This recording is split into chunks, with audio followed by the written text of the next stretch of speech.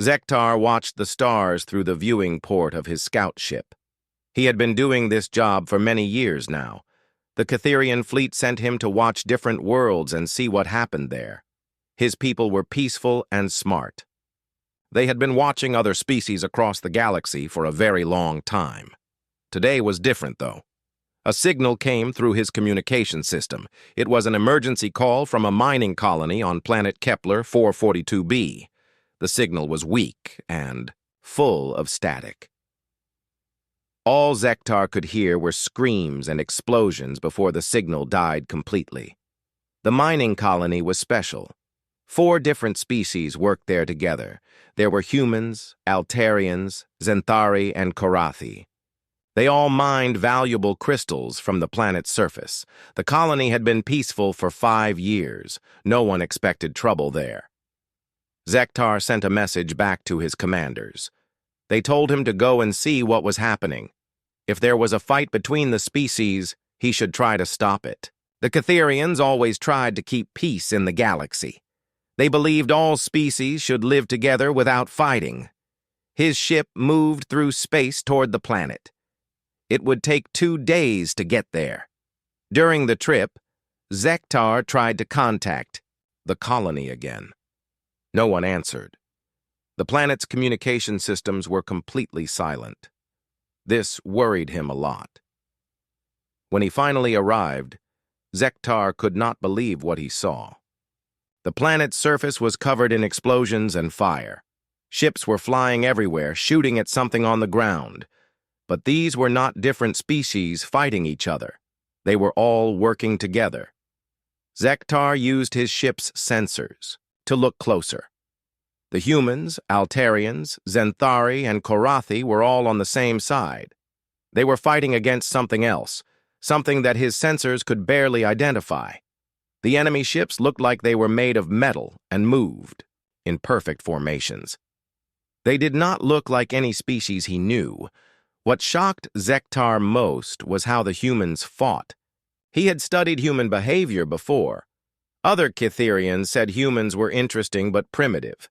They used simple weapons and crude tactics. Most galactic species thought humans were not very dangerous, but what Zektar saw now was completely different. The humans were fighting with a violence that made him afraid. They did not follow any of the normal rules of war. When their ships were damaged, they flew them straight into enemy ships. When their weapons stopped working, they started ramming the enemy with pieces of metal. The other species were trying to fight in their usual way. The Altarians used their energy shields and careful tactics. The Zenthari fought with honor and tradition. The Korathi used their advanced computers to plan every move. But none of it was working against this unknown enemy. Only the humans seemed to be causing real damage. They fought like wild animals, but somehow it was working. Zektar watched a human pilot fly his broken ship directly into an enemy formation. The explosion destroyed 5 enemy ships, but also killed the human pilot. No other species would do something like that. Zektar decided to move his ship closer to get better readings. He kept his ship hidden behind the planet's moon. His mission was to observe, not to fight. The Catherians never got involved in other species' wars. They just watched and recorded everything. As he got closer, he could hear radio communications from the battle. The voices were mostly human. They were shouting orders that made no sense to him. They talked about things like acceptable losses and backup plans for when their main plans failed. The other species sounded confused and scared. One human voice came through clearly. It was a man giving orders to mixed groups of humans and aliens. He was telling them to use mining equipment as weapons. He wanted them to blow up their own buildings to stop the enemy from using them.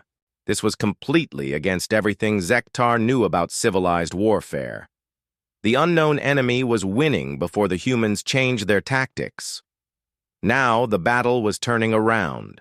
The metal ships that had been destroying everything were starting to retreat. But they were not giving up. They were regrouping for another attack. Zektar realized he was watching something that had never happened before in galactic history. Humans were not just fighting alongside other species. They were teaching them how to fight in a completely new way. a way that was brutal and terrible but also effective. His computer systems were recording everything. The Catherian High Command would need to see this. They would need to understand what humans really were, not the primitive species that most aliens thought they were, but something much more dangerous and much more useful. The battle continued below him. Zektar knew that no matter who won, the galaxy would never be the same. The humans had shown that there was another way to fight. A way that might be necessary when facing enemies that did not follow civilized rules. He sent another message to his commanders. This was bigger than a simple colony dispute. This was the beginning of something that would change everything. Jake Murphy had been checking the security systems when the attack started. One moment, everything was normal at the mining colony. The next moment, the sky was full of metal ships that came from nowhere. They appeared through some kind of hole in space that opened up right above the main settlement. Jake was a former soldier who now worked as a mercenary. He had seen combat before, but nothing like this. The enemy ships did not try to communicate. They did not make demands. They just started destroying everything they could see. Their weapons turned buildings into dust and people into nothing. The colony's defense systems activated automatically. The Altarians had installed energy shields around the main areas. The Zenthari had brought their honor guard with traditional weapons. The Karathi had computers that could predict enemy movements. But none of it worked against these attackers.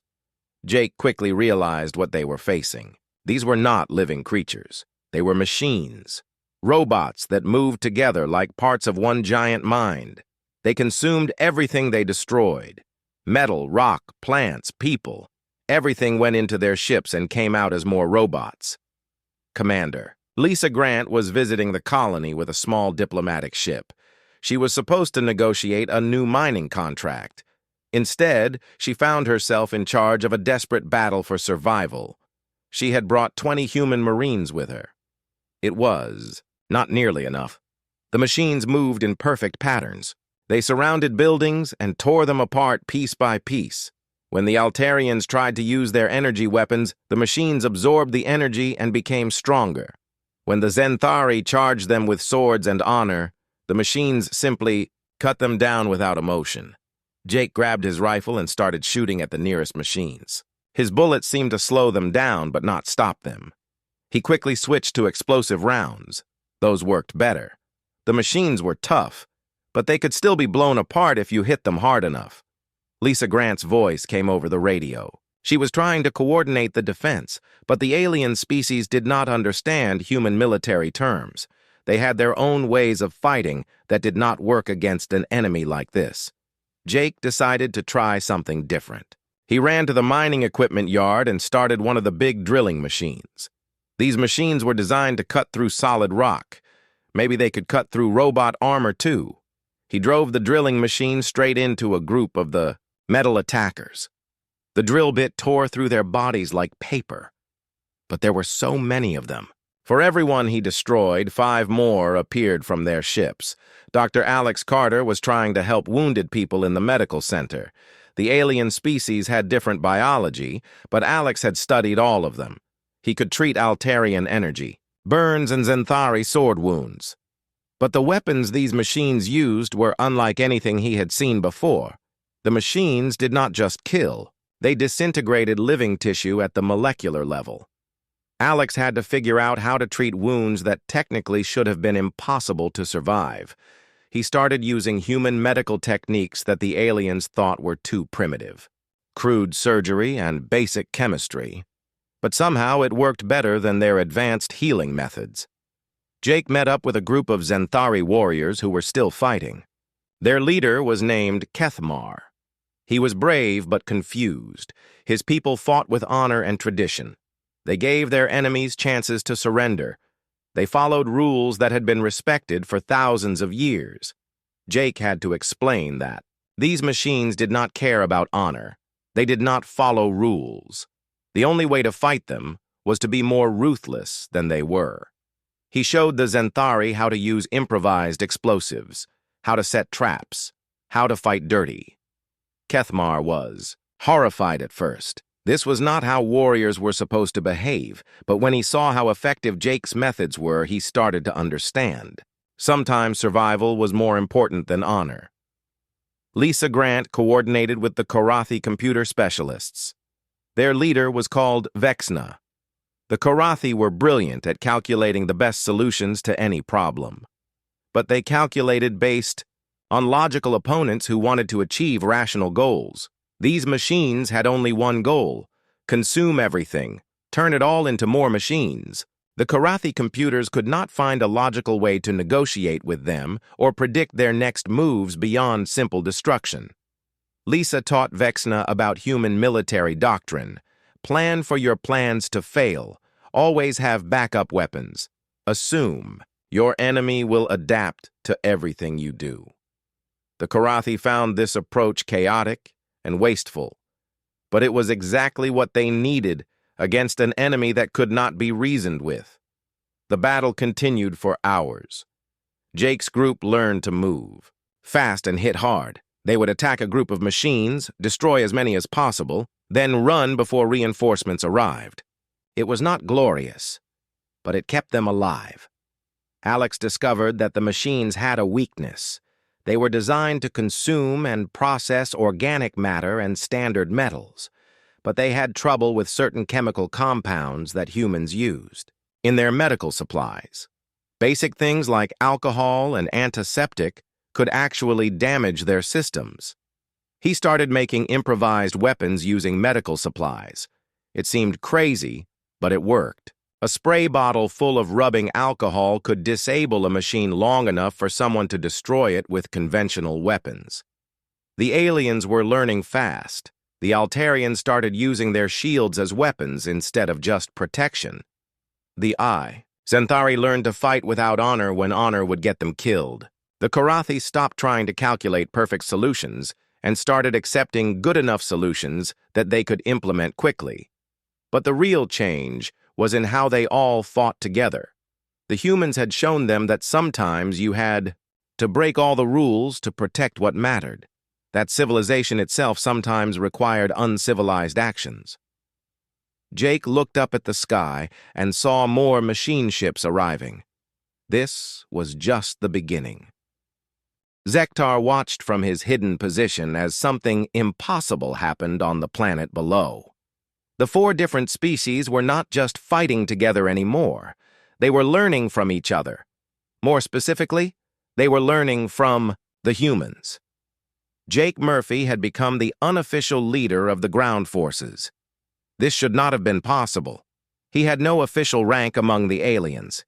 He was just a human mercenary. But he was the one who kept finding ways to hurt the machines when everyone else's methods failed. The machines had a name now. The humans called them devourers because they consumed everything they touched. The name fit perfectly. These metal creatures did not just destroy, they turned everything into resources to make more of themselves. Jake was teaching the Xanthari warriors how to use guerrilla tactics. This was very difficult for them to accept. Xanthari culture was built on direct combat and personal honor. The idea of hiding and attacking from surprise went against everything they believed, but Kethmar was starting to understand. He watched Jake set up an ambush for a group of devourers. Jake used broken mining equipment to create a trap. When the machines walked into the area, explosive charges buried under debris destroyed them all at once. Kethmar tried the same technique with his warriors. It worked, but he felt sick afterward. This was not how a proper warrior should fight. Jake explained that proper warriors die when they fight enemies who do not follow proper rules. Sometimes staying alive was more important than staying honorable. The Altarians were having their own struggles with human tactics. Their leader, Silwen, was used to elegant solutions that minimized casualties and preserved resources. The humans did the opposite. They were willing to sacrifice anything if it helped them win. Lisa Grant showed Silwen how to use Altarian energy shields as weapons instead of just protection. By overloading the shield generators, they could create explosions that destroyed multiple devourers at once. It also destroyed the shield generator, which the Altarians thought was wasteful. But dead Altarians could not use shield generators anyway. The Karathi were perhaps having the hardest time adapting. Their entire culture was based on logical analysis and careful planning. Vexna kept trying to find patterns in devourer behavior that would allow them to predict and counter their attacks. Dr. Alex Carter explained to Vexna that sometimes there were no patterns to find. Sometimes you had to try things and see what worked. The Karathi found this approach terrifying. Acting without complete information went against their deepest instincts. But Alex showed them how human medicine worked. Human doctors often had to treat patients without knowing exactly what was wrong with them. They tried treatments based on symptoms and experience, not just pure logic. It was messier than Karathi methods, but it was also faster. Captain Nina Walsh arrived with 3 human ships while the ground battle was still going on. She should have used proper space combat tactics. Stay at long range, use coordinated attacks, preserve her ships for the larger war effort. Instead, Nina did something that shocked every alien who was watching. She flew her damaged destroyer straight into the largest devourer ship. The collision destroyed both vessels, but it also created a debris field that her other ships could use as cover and weapons. Zektar could not believe what he was seeing. Nina was using the wreckage of her own ship as ammunition. She ordered her remaining crews to collect chunks of metal and fire them at the devourers using their cargo launchers. It was crude and desperate, but it was also effective. The space battle turned into chaos.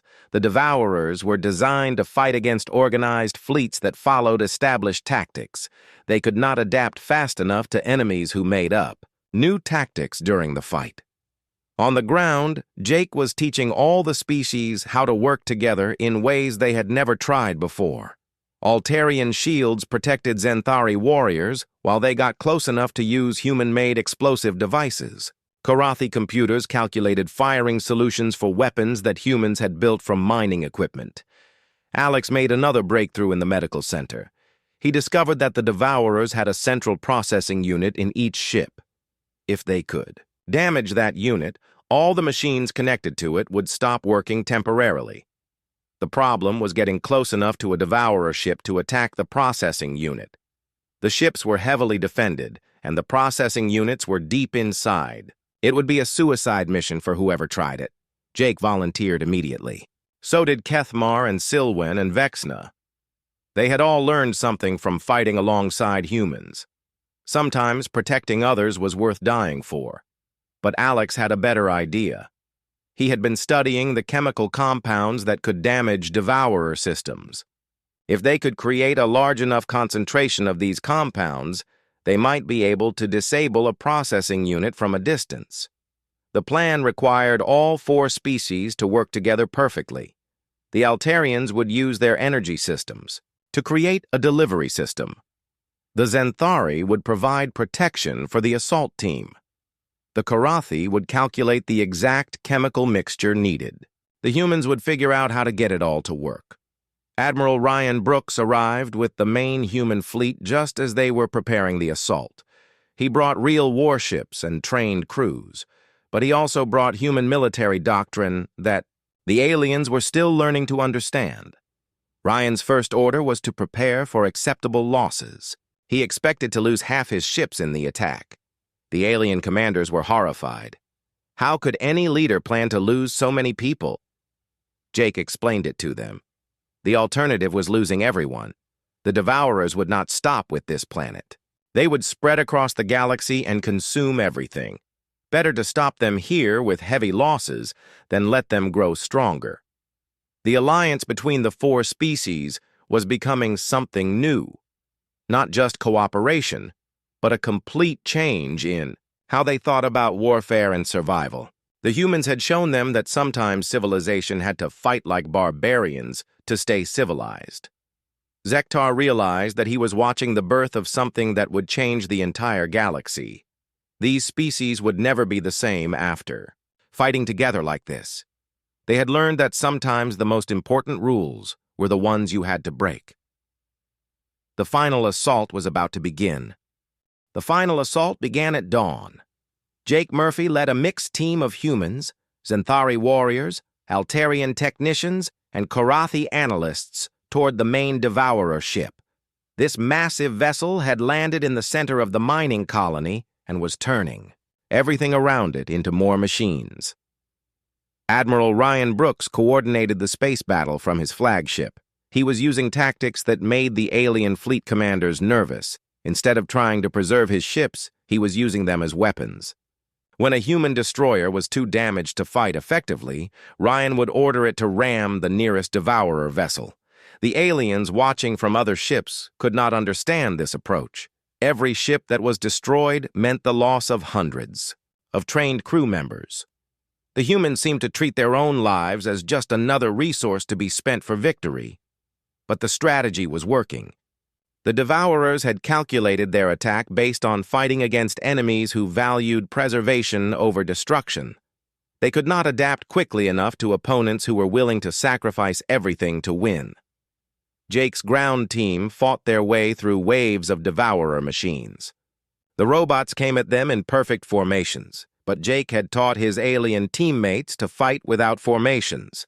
They spread out, used cover, and attacked from unexpected directions.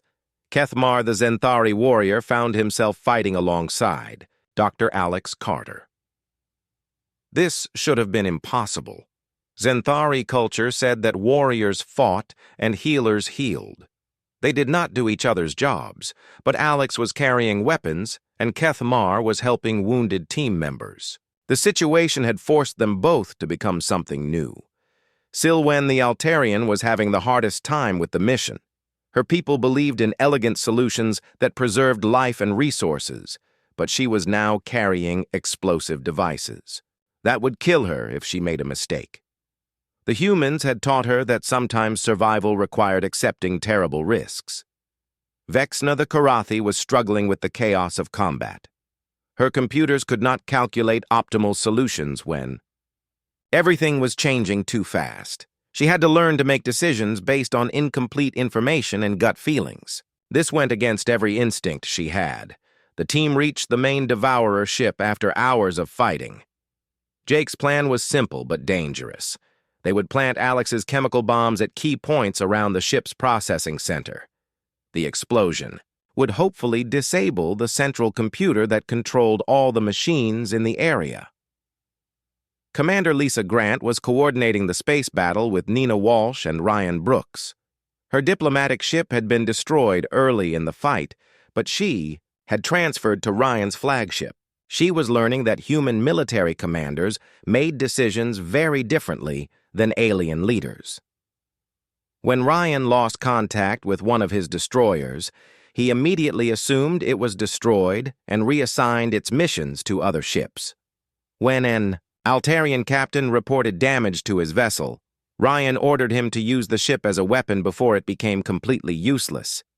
This approach shocked the alien commanders, but it was also keeping them alive. The Devourers expected their enemies to try to preserve resources and minimize losses. They could not predict opponents who treated everything as expendable in service of the larger mission. Jake's team penetrated deep into the Devourer ship. The interior was like a nightmare factory. Machines were processing captured materials and turning them into new robots. Jake could see pieces of buildings, vehicles, and worse things that he did not want to identify. Alex placed his chemical bombs at the locations Vexna's computers had identified as critical points. The Korathi had been right about the ship's structure, even if her logical approach seemed strange to the humans. Each species brought something valuable to the mission, but the Devourers had detected their presence. Hundreds of machines began converging on their location. Jake knew they would not have time to escape after detonating the bombs. Someone would have to stay behind to make sure the mission succeeded. Kethmar volunteered immediately. This was exactly the kind of honorable sacrifice his culture respected. But Jake refused. The Xanthari warrior had family and responsibilities. Jake was a mercenary with no one depending on him.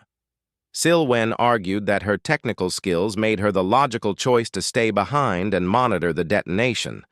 Vexana insisted that her computer interface abilities meant she should be the one to sacrifice herself. Alex said his medical knowledge made him least valuable in a combat situation. Jake realized that the humans had taught their alien allies something dangerous. They had learned to value the mission more than their own survival. This was exactly how humans fought, but it was not necessarily how other species should fight. The argument was ended when Lisa Grant's voice came over their communication system. She had found another way. Nina Walsh was going to crash her remaining ship into the Devourer vessel's power core. The explosion would be large enough to destroy the processing center and give Jake's team time to escape. Nina's sacrifice worked perfectly. Her ship's reactor detonated inside the Devourer vessel, creating a chain reaction that disabled the central computer. All across the battlefield, Devourer machines stopped moving as their connection to the command system was severed.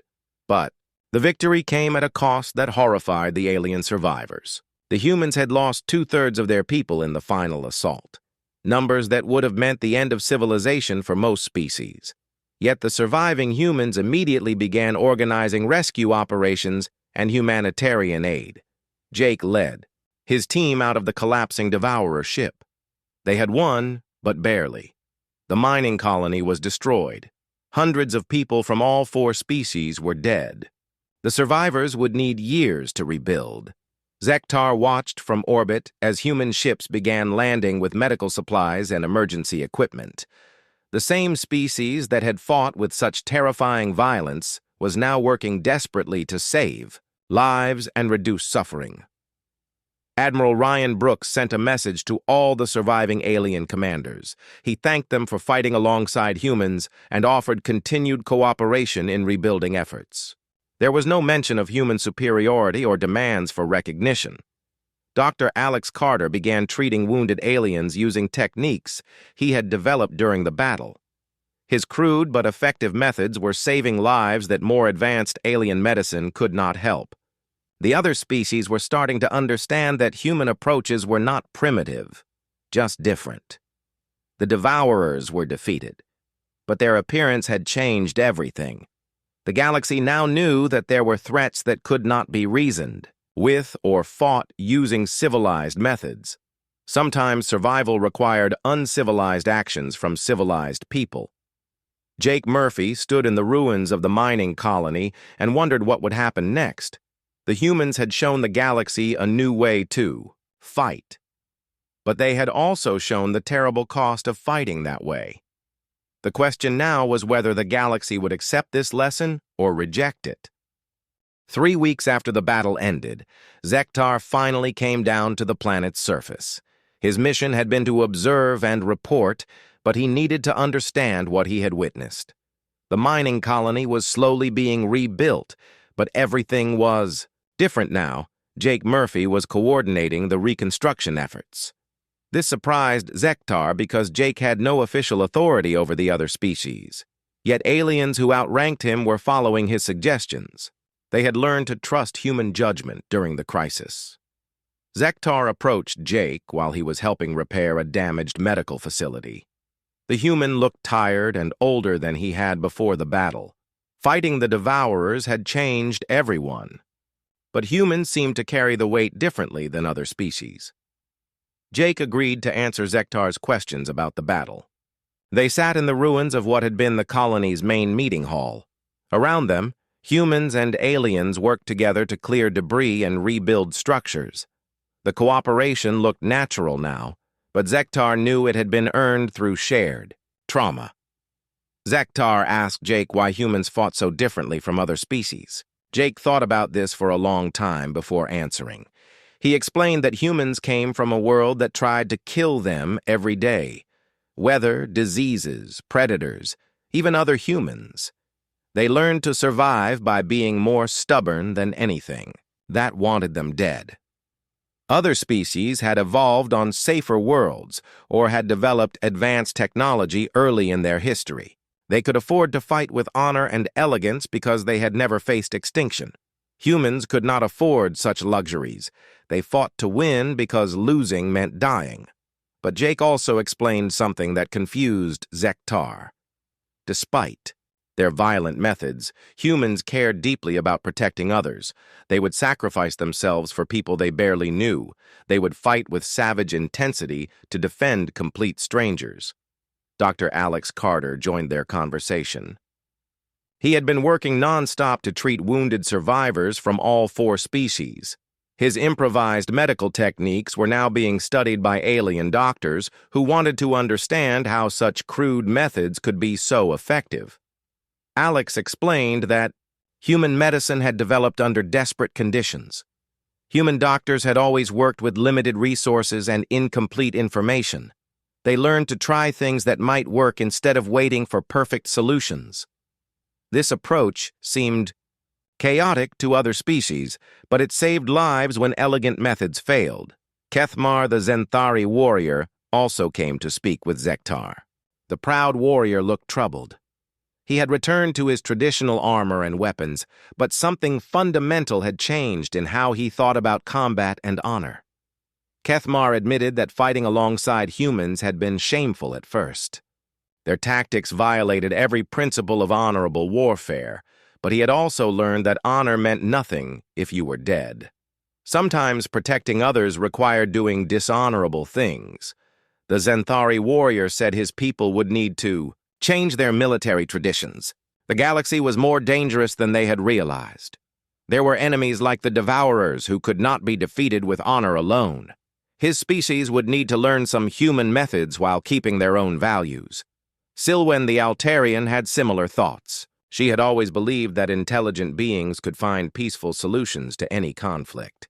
The Devourers had shown her that some enemies could not be reasoned with. Sometimes violence was the only language that worked, but Silwen also noticed something important about humans. Despite their capacity for terrible violence, they immediately switched to humanitarian work when the fighting ended. They seemed to understand the difference between necessary violence and cruelty. This was a distinction her people needed to learn. Vexna the Karathi was struggling with the biggest changes. Her entire world view had been based on logical analysis and predictable outcomes. Human methods were chaotic and illogical, but they worked when logical methods failed. She was now trying to incorporate human-style flexibility into Karathi planning systems. Instead of seeking perfect solutions, her people would learn to find good enough solutions that could be implemented quickly. It was a fundamental change in how they approached problems. Zektar spent several days interviewing survivors from all 4 species. Everyone had a different perspective on what had happened, but certain themes emerged. The humans had not just taught them new fighting techniques. They had shown them a completely different way of thinking about survival and sacrifice. The most shocking thing was how quickly the aliens had adapted to human methods. Species that had followed the same traditions for thousands of years had changed their fundamental approaches to warfare in just a few days. The crisis had forced rapid evolution in thinking. Admiral Ryan Brooks arrived to coordinate the final cleanup operations. He brought news from the galactic community. Word of the battle had spread to other star systems. Some species were frightened by reports of human fighting methods. Others were interested in learning these techniques. Ryan explained to Zektar that humans had not wanted to become the galaxy's warriors. They had hoped to be explorers and traders. But if there were more threats like the Devourers, humans would do whatever was necessary to protect civilization, even if civilization did not always appreciate their methods. Dr. Alex Carter published his research on improvised medical techniques and chemical weapons effective against machine enemies. His reports were being studied by scientists across the galaxy. Some were horrified by his willingness to experiment on living subjects during combat. Others recognized the value of his results. Jake Murphy became something he had never expected to be: a teacher. Representatives from multiple species came to learn human military tactics. They wanted to understand how to fight enemies that did not follow civilized rules. But Jake was careful about what he taught them. Human methods were effective, but they were also dangerous. Species that adopted them without understanding their proper use might become as destructive as the threats they were meant to fight. The rebuilding continued for months. The mining colony became something new, not just a place where different species worked together, but a place where they had learned to truly understand each other. The shared trauma had created bonds that normal diplomacy could never achieve. Zektar finally prepared his report for the Catherian High Command. It was the most difficult document he had ever written. How could he explain that humanity was both the most dangerous and most necessary species in the galaxy? His conclusion was simple but profound. No one survived a human war zone except humans. But sometimes that was exactly what the galaxy needed. Someone willing to go into the dangerous places and do the terrible things that had to be done. Someone who could be utterly ruthless in defense of civilization while remaining utterly committed to preserving it. Jake Murphy would carry the scars of the battle for the rest of his life. So would all the survivors. But they had proven something important. When faced with extinction, civilized beings could learn to fight like barbarians while keeping their civilized hearts. The galaxy was safer because of this knowledge, even if it was also more frightening.